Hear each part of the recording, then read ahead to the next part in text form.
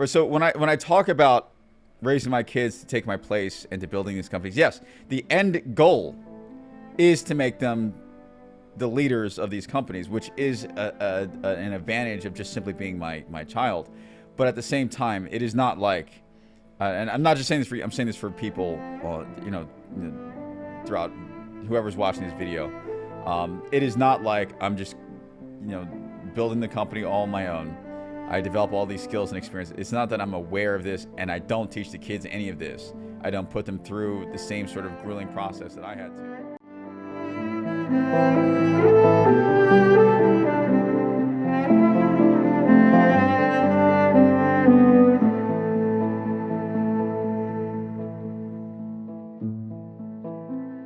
That's basically what happened. If you were to treat our bloodline as a character, as its own independent character, with the individual people stemming from it as constituents of the greater character, it's like we went full circle. There was a full completion of, you start at point A, you go through the Yeah. inciting incident, a series of generational adventures occur, and then it returns full circle.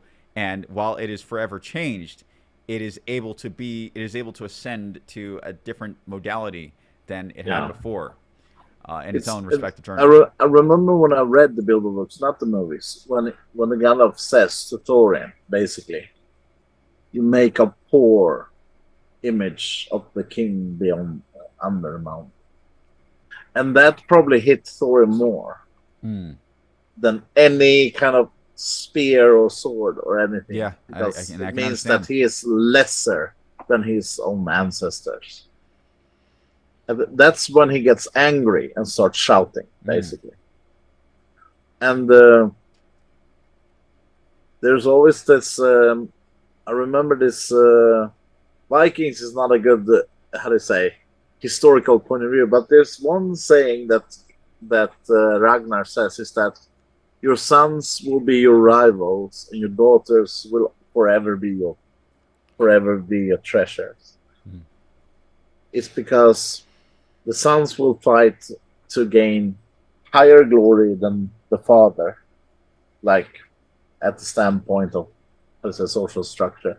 And that's why I think many people that have been successful, like especially when it comes to economics, like you or anyone else, like Elon Musk, because they came from families where the father basically was, or like the breadwinner of the family was at a lower par of the average, because they wanted something more, Hmm. so they started to work towards it. While the daughters, you just want to see them smile and be happy and find someone they value, they marry. So it's like, and it's not a bad thing, because I mean, what is true happiness in this world? Is it money? Is it love? Is it your hobby?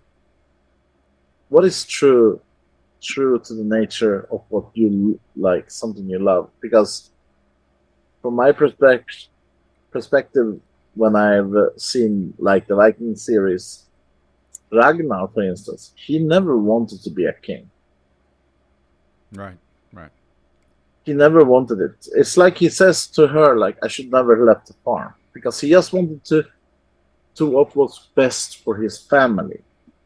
But and that when you get so focused on your way, it can become clouded. What's best for your family, and that's like the male perspective also, like, oh, I need to provide for my family, I need to get them the best stuff, I need to, and then suddenly you're the father that misses your son's soccer practice, or like his Yeah. first Yeah. goal or something like that. It's the perspective that men misses that's most important, but they think in their mind that the most important thing is that you yourself has to be a success. Hmm. And that's the problem, like, while the female, like many movies are like that. I recently rewatched what is it, Adam Sandler movies Click, You remember he has a remote? Yes. I've seen it one And time, but I remember it yeah, stuck yeah, with he me. skips like the most vital, like, and he goes through whole life, his whole life, just minus everything that's with his family and stuff like that. So, and then when he's lying there dying, and he says to his son, like, the most important thing is family, family, family, family. And that scene, I remember when I watched it. I watched it in cinema actually when I was younger, and I said, "Oh, I didn't expect that." What he was gonna say, that yes, like the family is the most important part, and that, and it's like you said, Mike. When people say that they want to change the world, they think they need to go out in the streets and Mm. protest. They think they need to go out on Twitter and think. The way to change the world is to raise your children right. That's how you change the whole world. And the only way to do that is to set the correct example, which can only be done if you change yourself. Yeah, I'm not the perfect father. I will never be the perfect father. Like now, sometimes I work too much on my projects, and you probably feel the same. Like when you're working or talking to Oh yeah, someone, and you say your kids like go go go go. yeah, You yeah. you think in your mind like this is what's best for them, but from their perspective, it's not. Mm. But we can only do what's We're what life humans. gives to us. We're humans, man. I mean, I Yeah, would we say, humans. We are humans, uh, and especially like men, we have to prove ourselves. mm, We have to prove ourselves in some form of way. It can be art, it can be construction, it can be writing, it can be marketing, it can be basically creating something. And I have to admit, in my own how to say, in my own shame, that sometimes when I said to my son like we're gonna play Minecraft together, which I do, mm, and I've said to him, I'm sorry, I cannot do that today because I have a meeting, I have to do something, or like prepare for the session like we do every Saturday. right. And while I'm doing the preparations for that, I feel both like invigorated to do what I'm doing, but at the same time I'm feeling like I'm a, I'm kind of like my own father. Mm, I know my father had to do stuff when I was at soccer practice, when I was training soccer, and like we had this tournament, and he was not there. When you grow up, you realize these things, but when you're a kid, you don't. right. But like you said, we can only do what's best. It is like the I watched a lot of movies during my holiday. I watched the Patriots. If you've seen them with Mel Oh, of Gibson, course. That's a yeah, classic. that's a good one. You remember the scene when the daughter she just breaks down and she says like, "I'll say anything to you, just don't leave me." And he says Mm, like, "You me the happiest." And men have to deal with that emotional damage. yeah, yeah. They had to go and stand in front of the red coat, like, and when they say like you have to take 2 shots against the English, they're like, a lot of things can happen in 2 shots. Yeah, Basically, yeah. that's what they're A saying. whole lot of shit can happen between Yeah. two shots. The time it takes to fire 2 shots. It So sounds like. Continue. yeah, yeah. So basically, what he said, but before that, he gives a letter to the general, like the colonel, like, can you give this to my daughter? Like, can you give this to my daughter? Okay, my family. If something happens to me, that's basically he knew he was either gonna get shot or he's gonna, because he promised his daughter he would come home. But he in a way he knew also that he might not come home, and that's the most horrible thing to say. You have to give a promise you cannot keep 100%. So like I Well, you said, don't know if you can keep it no, no, 100%. no, no, no. You may fully intend, but Yeah, you want to, of course, but you may not because like I said, when when my grandmother was dying in lung cancer, she was just 1.5 months away from my daughter being born, my second daughter. And she said, I want to see his daughter before I go. She said that to my mother. I want to see my I want to see my granddaughter Mm. before I go. But unfortunately she could not. But in a way I think she actually did. And she still does. That's what I believe now, at least. But at that point when you're alive and you have a like, I want to do this before I go, it's not up to you. Oh God, we're talking about such a depressing matter. But what I meant, It's my real point though. is, No, continue. It's real. yeah, This is it's us. This real. is this It's is this like, is the these are the lives we live. yeah, this is the lives we live, and Don't it's stop. like, no. The most important part is like when I say it's like the family is the most vital part of life. I believe that wholehearted, because I mean, when I ask my Luca, for instance, that in my company, and he says like, "Oh, my son is sick. I cannot come today," and I'm like, "Yeah, sure. I have no problem with that whatsoever." And if you would tell me, for instance, the same thing, like, "Oh, my kid needs me," I would say, "Go, Mike, go." I Right. would not hesitate 1 second, like, go, because I know from the bottom of my heart, like, oh, he needs to be with his family. Just go. I don't care.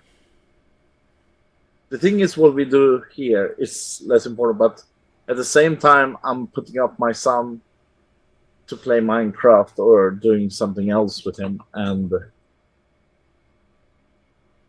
yeah, and that's the burden of what men does, basically. That's the burden of men. We have to do what's necessary, even if it's like causing emotional kind of damage for them. But at the same time, we're trying to do better for ourselves, for our children. Mm. That's why some men went Viking, because they were so poor. And Yeah. also Yeah. Viking, the word To raid. Viking, Yeah. it's not a race, it's actually a verb. It means to go Viking. It's a verb. To go on a boat, sail off, and do something like raiding. Well, it's now from what I understand, and correct me if I'm wrong, because you are native Scandinavian. Yeah, It's also usable as a noun. It's more. It's become like a term of endearment. Uh, yeah. Kind of. It's like uh, how do you say, soldier? I would say soldier, to go. But you usually said in like, oh, where is Halfdan this year? Oh, he went Viking. right. Yeah. It means he jumped on a boat. And in like Scandinavia, like coldness, and most land were taken by the jarls, and they had like 3 or 4 wives. Basically, they had Mm. more than one wife. Um, Most of they only had a chance to get lands in some far off distant land or loot, so they can gain fame and glory, basically. So my point is like, basically what we are doing now is basically we are going Viking in our respective areas. Like, you're going with your marketing thing, you're going Viking, like you're trying your best for your kids, you're sailing off, and you're putting your 100% focus into it. But I see, like, from your Facebook update, that you're actually including your kids more and more. Unfortunately, I cannot, but I wish I could. At that, I think I will in the future. But if my son says he wants to work for me in my company, basically, I would tell him that he has to start lowest. He has to start the lowest of below, so he can appreciate where he comes from. If I become a success, he has to start here. If my success is here, he has to start here and work himself up and become better than me. If I let him start at the same point where I am, there's no point because he's not gonna become better. He's not. He just gonna nudge it a little, and that's it. I agree with He's that. just gonna be here. I agree with that. When you see the post of me talking about raising my kids to be basically their own respective figurative Yeah, kings and queens of the companies that I'm building, um, I am starting them at the smallest respective level. Like, for example, when I start, my daughter's first up, she's going to start in sales, a sales aspect, and that is she's going to be doing the gritty work of getting constantly rejected. No, no, no, no, no. Fuck off. You know, and that sort of she's yeah, gonna have to go through that. yeah, Um, so when I talk about raising my kids to take my place and to building these companies, yes, the end goal is to make them the leaders of these companies, which is an advantage of just simply being my child. But at the same time, it is not like, and I'm not just saying this for you, I'm saying this for people, throughout whoever's watching this video. It is not like I'm just, building the company all on my own. I develop all these skills and experience. It's not that I'm aware of this and I don't teach the kids any of this. I don't put them through the same sort of grueling process that I had to go through. And then all of a sudden put this person who didn't earn anything into the CEO seat. No, it's your dad, and they're going to be criticized for this anyhow, especially once they, no matter what, there's no way I can stop that. I mean, it's also human nature to just envy as well.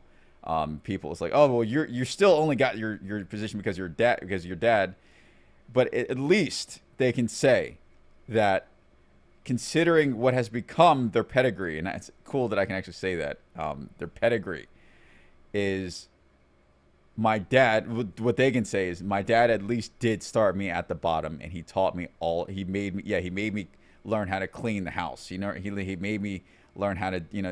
I have all the same skills. The advantage is that simply I am, his son. I am his daughter, and that is, while they will always be criticized for it, I did not neglect that aspect. I was completely aware that it's not even for their own benefit, it's for the company's benefit that I put someone who's a genuinely qualified CEO in the seat.